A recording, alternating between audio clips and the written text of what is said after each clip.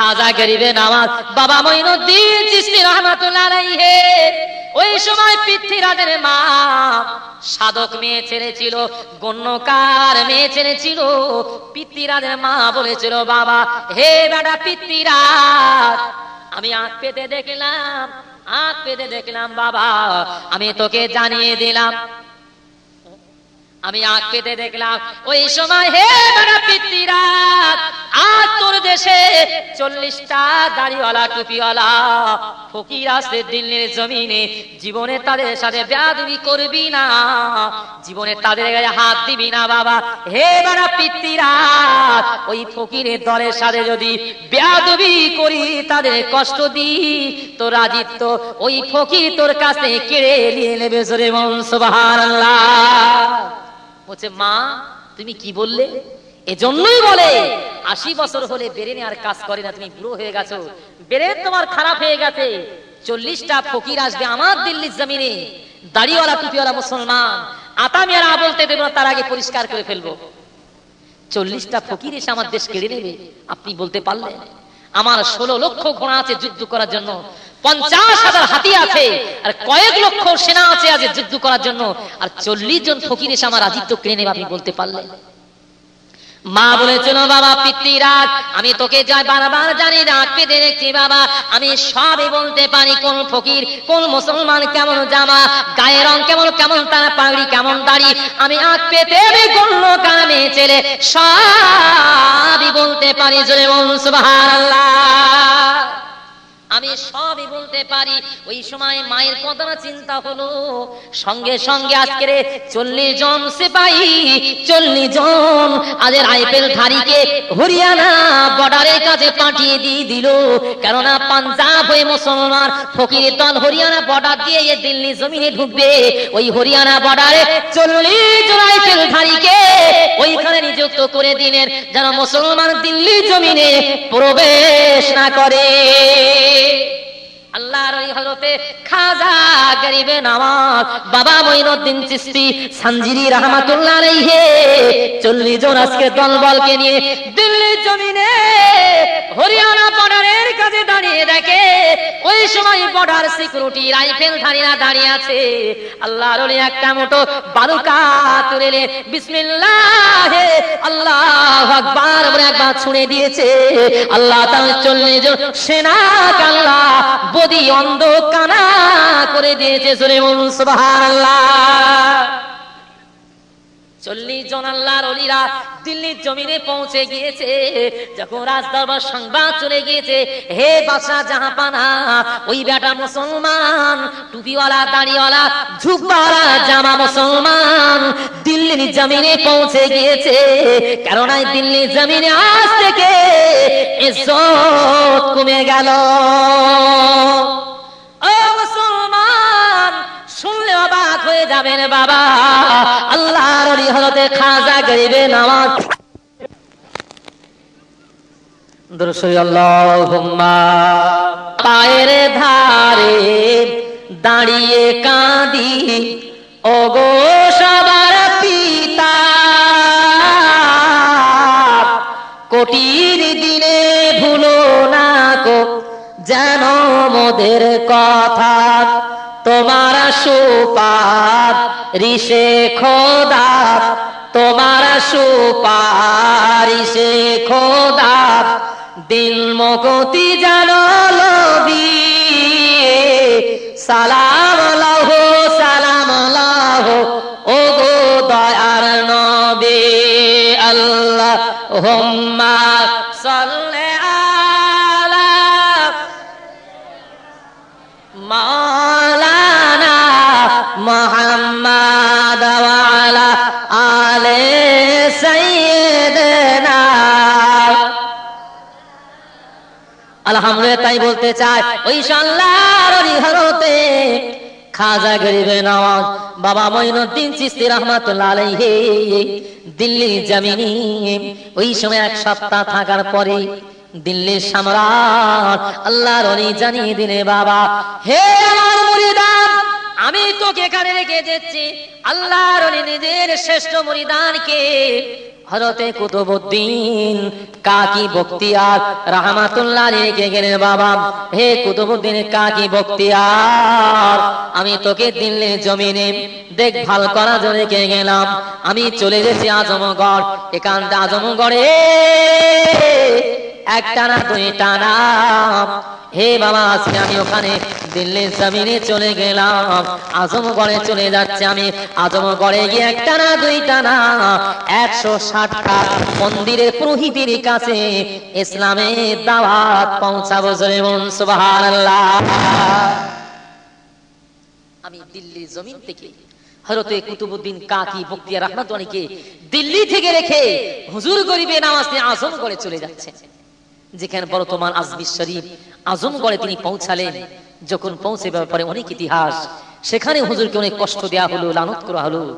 অবশিষ্ট সময়ে বাদশাহ রাখাল বলেছিল, হে বেটা ফকির, আজ যদি আমাদের বাদশাহ তোমাকে জানতে পারে তোমাকে কতল করে ফেলবে, এখান থেকে এই মুহূর্ত থেকে পালিয়ে চলে যাও। আল্লাহর ওলি বর্তমান যারা আজমগড়ে আনা সাগরের ধারে দাঁড়িয়েছেন, এই পাহাড়ের চূড়ায় যাকে চিল্লা শরীফ বলা হয়, ওই চিল্লা শরীফের গুহার মধ্যে আল্লাহর ওলি হযরতে খাজা গরিবে নওয়াজ বাবা মঈনুদ্দিন চিশতি সঞ্জিরি রাহমাতুল্লাহ আলাইহি ওই গুহার ভিতরে আল্লাহ ইবাদত করেছিলেন। জোরে বলুন সুবহানাল্লাহ। ওই সময় চতুর্দিক থেকে আল্লাহর চেহারাকে বেঈমান যে দেখতে পায়, কালমা শরীফ পড়ে মুসলমান হয়ে যায়। আল্লাহর ওলি আজ কিছুদিন থাকার পরে মুরিদানকে বলল, বাবা মুরিদান, আজ কয়েকদিন কানে আমরা আজকে নিজেদের কাছে যা খাদ্য ছিল খেয়ে শেষ হয়ে গেছে। বাবা ও মুরিদান, এই জঙ্গলে করঙ্গ পাখি শিকার করে নিয়ে রান্না করে খাওয়া হবে। বাবা আগুনের প্রয়োজন আছে। ওই জামানায় আগুন পাওয়া অনেক কষ্টদায়ক ব্যাপার ছিল। পাথরে ঘষে ঘষে আগুন বার করতে হতো। আগুন বর্তমান করিম বক্স, রহিম বক্স, আব্দুর রহিম, আব্দুল জুব্বারের পকেটে পকেটে আগুন পাওয়া যায়। ওই জামানাতে আগুন সহজে মিলত না। হুজুর বলে, বাবা চলে যাও, একটু আগুন সঞ্চয় করে নিয়ে আসো। মুরিদান চলে আগুন সংগ্রহ করতে। ওই সময় হেঁটে হেঁটে গিয়ে দেখে একটা না দুইটা না শত শত তন্দুর, বড় বড় কাঠের গুড়ি জ্বালিয়ে দিয়ে বিশাল আগুনের তুঙ্গ আগুনের নহর করে নাগা সন্ন্যাসীরা উলঙ্গ অবস্থায় বেটা ছেলে মেয়ে ছেলে আগুন পূজা শুরু করে দিয়েছে। আগুন পূজা করছে। ফকিরির দলকে বলছে, মুরিদান বলছে, আজ হে পূজা কারণেওয়ালা, ও পূজোওয়ালারা, আমরা তোমাদের কাছে এসে ছোট আগুনের একটা নুড়ি আমাকে দাও না, আগুনের একটা টুকরা দাও, আমরা ঘরে গিয়ে আগুন জ্বালিয়ে রান্না করে খাবো। তাদের তো দিকে আত্মকম খাঁচা হয়ে গে, হে বেটা ফকির, কোথা থেকে পাতাল পুরি বার হলি রে বাবা? যাকে সাধনা তামান্না করতে থাকি, যার কাছে মাথার মতো করে পূজা করি, আজ সেই আমাদের ঈশ্বর, সেই ভগবানকে তোরা চাইতে এসেছিস, এত বড় সাহস যদি বাঁচতে চান এই মুহূর্ত থেকে আমাদের কাছে বার হয়ে চলে যা। মুরিদান সকলে ফিরে এসে, হুজুর আগুন পেলাম বটে, আগুন তোরা দিল না। বলছে, ঠিক আছে আমি যাচ্ছি, তোমরা বসো, আমি যাচ্ছি তাদের কাছে। আল্লাহর ওলি আস্তে আস্তে তাদের কাছে পৌঁছে জিজ্ঞাসা করছে, ও পূজারীরা, এই নিজের সংসার ধর্ম সর্বকিছু ছেড়ে দিয়ে আগুনের কাছে কতদিন মাথা নত করছো, পুজো করছো কেন?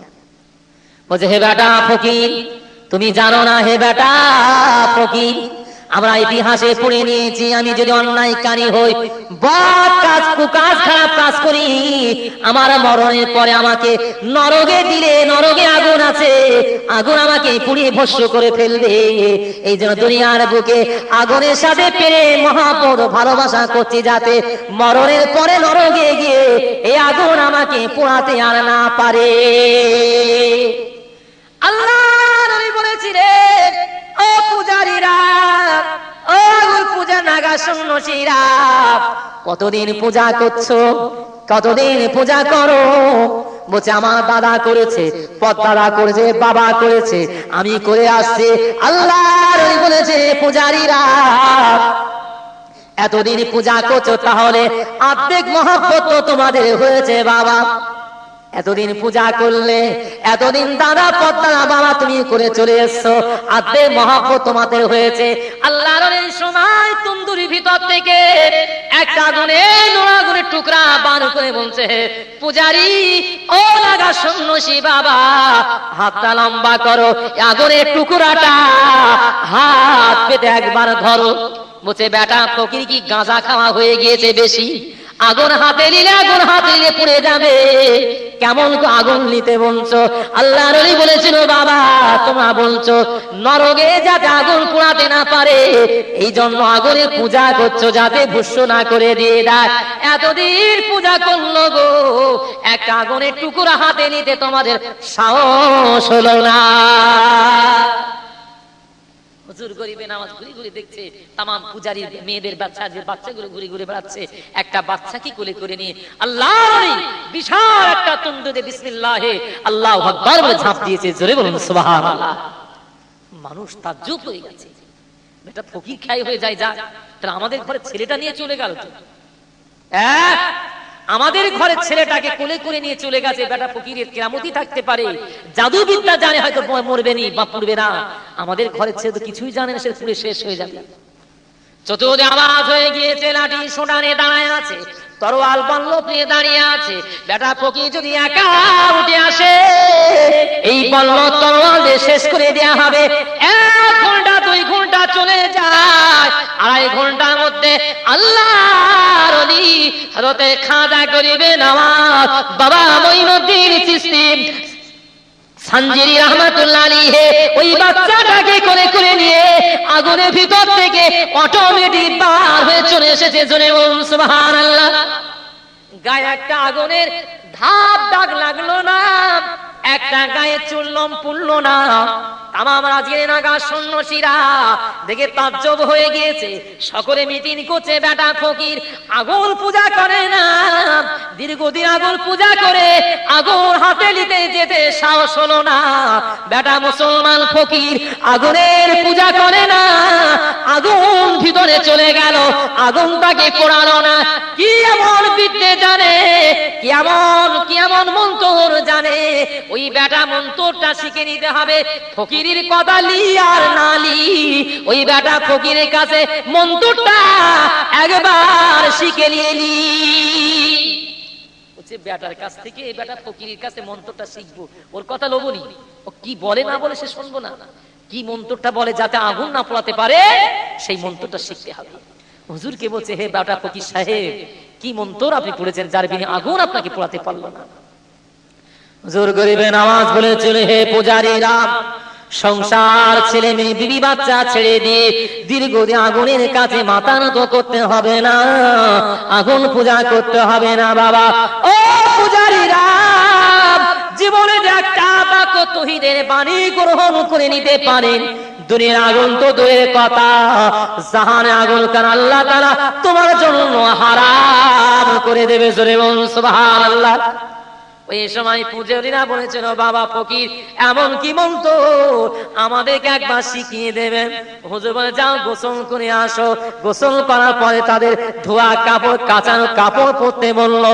তামাম ফকিরদেরকে একটা না দুইটা না 5000 নাগা সন্ন্যাসীরা এক বাক্যে তৌহিদের বাণী কালমা শরীফ পড়ে তারা মুসলমান হয়ে যায়। জোরে বলুন সুবহানাল্লাহ।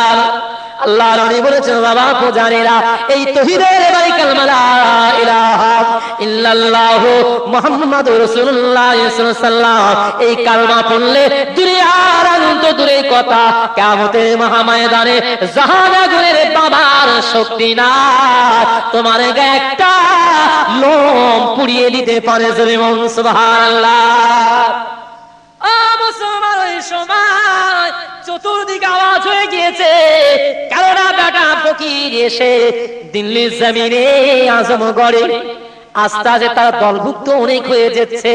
বেটা এমন কি মন্ত্র জানে, তার মুখ দেখে সকলে কলমা পড়ে মুসলমান হয়ে যায়। ওই সময় তা চিন্তা করলো, সহজে মুসলমানকে তাড়িয়ে দেওয়া যাবে না, ও বেটা মন্ত্র জানে, আমার তাবে করে দিয়ে দেবে, এমন একটা ছলে বলে কৌশল করতে হবে।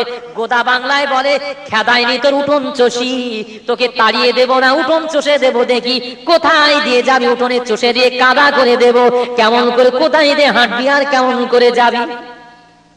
চিন্তা করছে বেটা, পিতৃরা চিন্তা করছে বেটা ফকির কি তো সহজে তাড়িয়ে দেওয়া যাবে না। মা যে কথা বলেছে কথাটা সত্য, আস্তে আস্তে কেটে যাচ্ছে, আস্তে আস্তে মাথায় লাগছে বেটা ফকির কি কোন কৌশলে তাড়ানো যায়। বলছে মুসলমান তো তাদের গোসল করতে হয়, ওযু বানাতে হয়, তার আনা সাগরের পানির সকলে পূজারি এসে বলছে হুজুর জাহাপানা, আজ থেকে সেই হিসাবে আজকে ওই বেটা ফকিরদেরকে আনা সাগরের পানিতে নামতে দেওয়া হবে না। কেন? আমাদের প্রতিমা ওমাল আর পূজা করতে গেলে আমাদের কথা শুনবে না, অভিশাপ করবে, বদদুয়া করবে, আমরা ধ্বংস হয়ে যাব। আমাদের প্রতিমা আমাদের দিকে মুখটাকে ফিরিয়ে নেয় আর আমাদের দিকে তাকিয়ে দেখবে না। মুসলমান পানি ব্যবহার করে আর সেই পানি প্রতিমার পূজা করা হয়, ওই প্রতিমা আমাদের জন্য অভিশাপ করবে, ও বেটা হবল ঠাকুর আর আমাদের জন্য দোয়া করবে না। তাহলে মুসলমানকে সর্বপ্রথমে ওই পানি রাস্তা বন্ধ করে দিতে হবে। বিশাল বাহিনী পাঠিয়েছেন, হেরে যাওয়া পার্টি জিতা পার্টি তো অভাব, আল্লাহ আমার জোর তো কারোর কম নাই, হেরে গিয়েছি তার জোর তো কম নেই, হেরেই নাই মোটে, হেরে জোর তো আছে। ওই সময় তামাম পূজারীরা আনা সাগরের সামনে দাঁড়িয়ে আছে আর তামাম মুরিদানেরা আনা সাগরের পানি ওযু করতে গেছে। ওযু করতে গিয়ে পানি আনতে গিয়ে তামাম পূজারীরা বলেছিল, হে বেটা মুসলমান, এই সাগরের পানি ব্যবহার করা হবে না, এই সাগরের পানি ইস্তেমাল করা হবে না।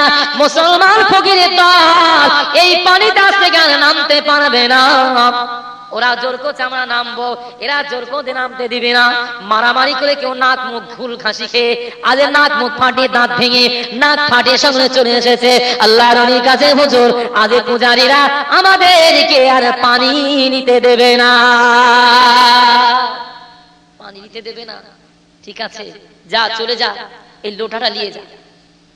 লোটাটা বদনাটা নিয়ে 160টা মন্দির পুরোহিত, যিনি ছিলেন সবচেয়ে বড় মন্দির, যে মন্দির পুরোহিত যার নাম সাদী দেও, সেই সাদী দেও যে আজকে তিনি মন্দিরে পূজারী ছিলেন, ওই পূজারী সাদী দেও আজকে ওই কাজে সেই হিসাবে ওই মন্দির দেশে রাজা প্রজা, রাজা দেশে আজকে মুখ্যমন্ত্রী প্রধানমন্ত্রী তারা পুজো করে। কত বড় পূজারী ঘর, কত বড় মন্দির, যে মন্দিরে এক রাতে সেই হিসাবে 160 মণ তেল পড়ে চেরাগ জ্বালাবার জন্য এক রাতে 160 মণ তেল পড়ে, কত বড় তারা সেই হিসাবে আজ এই পূজারী, কত বড় সেই হিসাবে মন্দির। ওই মন্দিরে পুরোহিত যার নাম সাদী দেও, সাদী দেওর কাছে গিয়ে বলবি একটা লোটা পানি আমাদেরকে দে, আর জীবনে কোনোদিন তোদের সাগরের পানি আর নিতে আসবো না। চলেছে সকলে লোটাটা হাতে করে নিয়ে আর সাগরের কাছে। সাদী দেও কি বলছে, হে সাদী দেও, তোমাদের কাছে আসবো না আর সাগরের পানি নেবো না, একটা লোটা আমাদেরকে পানি দেওয়া হোক। একটা লোটা সাদী দেও বলল, ঠিক আছে বাবা, একটা লোটা পানি দিয়ে জম্মের মতন খেয়ে হয়ে যাবি, আর তো জ্বালাতন করবি না, একটা লোটা পানি নিয়ে যে যা দিলাম। আল্লাহ ওই সময় মুরিদানেরা রাতের অন্ধকারে মাগরিবের সময় তাই একটা লোটা পানি খানাম যখন তারা লোটাই করে নিয়েছে, আল্লাহ তাআলা লোটার পানি দেওয়ার সাথে সাথে আল্লাহ পাতালের পানি, সাগরের পানি আল্লাহ পাতালের তলায় সব নামিয়ে দিয়েছে। সুবহানাল্লাহ। সকাল হয়ে গিয়েছে বাবা, ওই সময় দেখা যায় ভোরের বেলা পূজারীরা সকলে পূজা পাঠ করতে আসবে, পানি নাই, কোথায় সাগর, কোথায় সাগর। আল্লাহ তাআলা সাগরকে সাদা বালুকা রাশি বানিয়ে দিয়েছিলেন। সুবহানাল্লাহ। সকলে চিন্তা করছে আমরা কি খ্বব দেখছি না স্বপ্ন দেখছি, কোথায় সাগর, সেই পানি কোথায়? এই দেশে সাগর, আজকের মন্দিরের পাশে সাগর, আনা সাগর এখানে সাগর নাই, পানি নাই, বালু আর বালু। এমন সময় সকাল হয়ে গিয়েছে, খবর গিয়েছে বাদশা পিতৃরাজের কাছে, ও বাদশা পিতৃরাজ, সর্বনাশ হয়ে গিয়েছে, বেটা ফকির এত বড় জাদুঘর আমার সাগরের পানি মনে হয় সব খেয়ে ফেলেছে, সাগরে একটা ফোঁটা আর পানি না। বেটা ফকির সাগরের পানিগুলো খেয়ে ফেললো না, কি হলো রে বাবা? না পাহাড়ে নিয়ে চলে গেছে। বিভিন্ন আজকের গবেষণাবিদরা গবেষণা করছে, আসল হাকিকাতান বুদ্ধি তাদের মাথায়, শয়তানের পেশাবের তো নয় তাই তা পুরা ও মালের মাথায় ও কথা আসে। চিন্তা করছে বলছে বেটা ফকির কি কিরামতির দ্বার উপরে নিয়ে চলে গেছে না সব খেয়ে ফেললো পানি। একদিন চলে যাচ্ছে কেতাবের কথা, নানি দাদি গল্প বলতে আসে না মুসলমান। শুধু তাই নয়, আল্লাহ তাআলা পাতকুয়ার পানি, টিউবকলের পানি, আল্লাহ গাছের ডাবের পানি পর্যন্ত শুকিয়ে দিয়েছিলেন, মায়ের স্তনের দুধ পর্যন্ত আল্লাহ শুকিয়ে দিয়েছিলেন। জোরে বলুন সুবহানাল্লাহ। তামাম মানুষ গিয়ে পিতৃরাজের দরবারে গিয়ে ওই সময় বলেছিল, ও বাদশা পিতৃরাজ, ও পিতৃরাজ, পানি দাও, পানি দাও, পানি দাও, পানি দাও। তোমাকে আমরা সকলে বাদশা খোদা বলে মেনে নিয়েছি, আর পানি খেতে দাও। কোথায় পানি, কোথায় পানি? ওই সময় পৃথ্বীরাজ বলেছিল, হে আমার দেশবাসীরা, আমি পৃথ্বীরাজ, আমি পন্ত পানি পিপাসায় জমির উপর হয়ে শুয়ে পড়ে আছি, পানি কোথাতে তোদের দেব? চল একবার দলে চল বেটা, ফকির কোথায় আছে? পানিটা একবার ফিরিয়ে নিয়ে বেটা, ফকিরের মজা দেখায় দেব। একবার চল, দল করে বেটার কাছ থেকে পায়ে হাতে ধরে পানিটা আগে ফিরিয়ে দিই, তারপরে ব্যবস্থা করব। হুজুরের কাছে এসে বলছে, হে গরিবে নামাজ, আমাদের মাফ করে দেন, জীবনের কষ্ট দেবনি, আর কিছুই করব না, আপনার যা ইচ্ছা এখানে তাই করেন, আমাদের পানিটা ফিরাই দেন। পানিটা কোথায় নিয়ে গেছে? বলছি, বাবা তোমাদের পানি আমি কেন নিয়ে যাব? আমি তোমাদের কাছ থেকে একটা লোটা পানি, সে একটা লোটা পানি আমার কাছে আছে, তোমাদের তো আর পানিতে নামতে দেবে না, সাগরের পানি। তোমাদের প্রতিমা নাকি তোমাদের অভিশাপ করছে, রাগ করছে, তোমাদের পুজো নাকি নেবে না। এর জন্য মুসলমান পানিতে হাত দিলে, এই জন্য আছে একটা লোটা পানি নিয়ে চলে এসেছি, কেনই বা সে হিসাবে তোমরা আমাকে বিরক্ত করছো? ওই সময় অভিশাপ করার পর আল্লাহর ওলি বলেছিলেন, ও আমার মুরিদান, ও আমার মুরিদান, এই লোটাটা নিয়ে চলে যাও, এই লোটাটা নিয়ে আনা সাগরের মিডিল পজিশনে গিয়ে এই সাগরের পানিটা, এক লোটা পানি সাগরে মিডিল পজিশনে বিসমিল্লাহে আল্লাহু আকবার বলে ছেড়ে দিয়ে দেবে, পিছনে তাকায় দেখবে না, যত তাড়াতাড়ি করো সাগরের কানায় চলে আসবে। সাগরের কানায় পৌঁছাতে না পৌঁছাতে আল্লাহ দরিয়ার পানি কানায় কানায় করে দিয়েছে। জোরে বলুন সুবহান। ওই সময় 160টা বন্দে পুরোহিত সাদিদেও পর্যন্ত কিরামতি মুজরা দেখে তৌহিদের বাণী কালেমা পড়ে মুসলমান হয়ে গিয়েছিলেন। জোরে বলুন সুবহানাল্লাহ। হে মুসলমান, কারণ গরিবে নামাজ তিনি সেই হিসাবে আজকে খাজা গরিবে নামাজ বাবা মঈনুদ্দিন চিশতি সানজি রহমাতুল্লাহ আলাইহি, ওনার সানজার শহরে তার বাড়ি ছিল। এই সানজিরি তিনি আজকের এখানে জমি জায়গা সে কিনিনি, বর্তমান আজমগড় হুজুরের মাজার শরীফ যেখানে আছে, যত মুসলমানের ঘর বাড়ি আছে, ওই সাদিদেও 160টা মন্দির পুরোহিত, ওই সাদিদেও তামাম জমি জায়গাগুলো আল্লাহর জন্য সব অফে লাজিম দান করে দিয়েছিলেন। জোরে বলুন সুবহানাল্লাহ। আমার জমি জায়গাগুলো আপনার কিছু নাই, আমার পীরকে আমি দান করে দিয়ে দিলাম। ওই সময় চিন্তা করছে, আস্তে আস্তে মুসলমানের দলভুক্ত তো ভালোই হয়ে গিয়েছে। আল্লাহর সময় জানালেন, হে মুরিদান, আজকে ফজরের সময় হিন্দুস্তানের জমিনে দাঁড়িয়ে আযান দিতে হবে। ও মুসলমান, যারা সাগরের পাশে গিয়েছেন, চিল্লা শরীফে হুজুরের গুহায় যারা গিয়েছেন বাবা, ওই গুহার ভিতরে যারা গিয়েছেন, পাহাড়ের চূড়ায় সর্বপ্রথমে হিন্দুস্তানের জমিনে দাঁড়িয়ে আযান কোন জায়গায় দেয়া হয়েছিল? আজমির শরীফে যারা গিয়েছেন, অনেকে জানেন বা চেনেন, জানেন না, ওই জায়গায় আনা সাগরের পাশে ওই চিল্লা শরীফের উপরে পাহাড়ের চূড়ায় 3টে মেম্বার করা আছে। ওই জায়গায় দাঁড়িয়ে সর্বপ্রথমে হিন্দুস্তানের জমিনে আযান হয়েছিল। ও জগৎবাসীরা, ওই সময় আযান শুরু করে দেয়। আযান আজকে জীবনে হিন্দুস্তানের জমিনে ওই সুন্দর ভাষা, মিষ্টি ভাষা আযান জীবনে কোনোদিন তারা শুনিনি। 160টা মন্দিরের পুরোহিত আযান শোনার পরে তারা ঘন্টা না দেওয়ার কথা ভুলে গিয়েছে, আর তামাম পূজারীরা পুজোর মন্ত্র ভুলে গিয়ে সকলে ছুটে ছুটে সে এত মিষ্টি ভাষা, এত সুন্দর আওয়াজ কোথায় হয়, সকলে ছুটে ছুটে পাহাড়ের চূড়ায় কাতারে কাতারে দাঁড়িয়ে পড়েছে। জোরে বলুন সুবহানাল্লাহ। মুসলমান, ওই দিনে তামাম পূজারীরা আল্লাহর কিরামতি দেখে 10,000 বেঈমান কালমা পড়ে মুসলমান হয়ে হয়ে গিয়েছিল। জোরে বলুন সুবহানাল্লাহ। ওলি কাকে বলে? কার বিনিময়ে মসজিদ মাদ্রাসা টুপি দাড়ি খুঁজে পেলে। এখন তো আজকে একবার সুবহানাল্লাহ বলে 3 লক্ষ সওয়াব হয়, একবার আলহামদুলিল্লাহ বললে আজকে মসজিদে গম্বুজ তৈরি হয়ে যায়।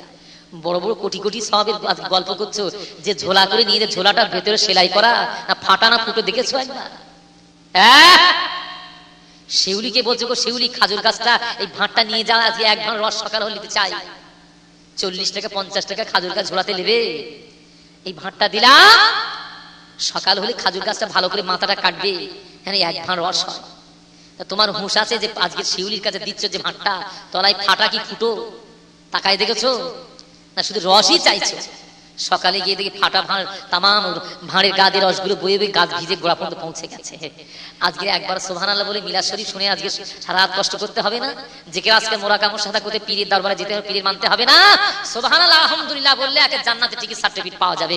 আজকে যত গাঁজাখুরি গল্প, যত মাল আজকে এলাকায় আছে, সেই সব মালেদের গল্প শুনলে কোটি কোটি সব, এত সব মানে সব চাপা পড়ে ও ব্যাটাই মরে যায়।